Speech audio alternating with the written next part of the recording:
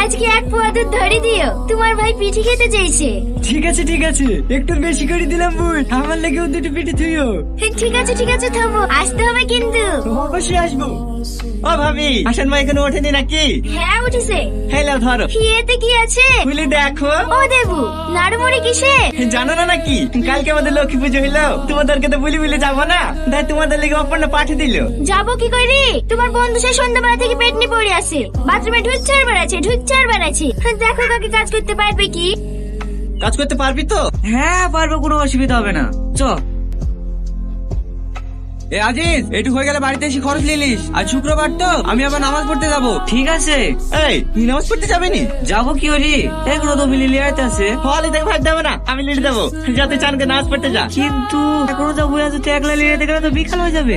সে হোক, তো কথা চিন্তা করতে হবে না, তুই যা তো। ঠিক আছে।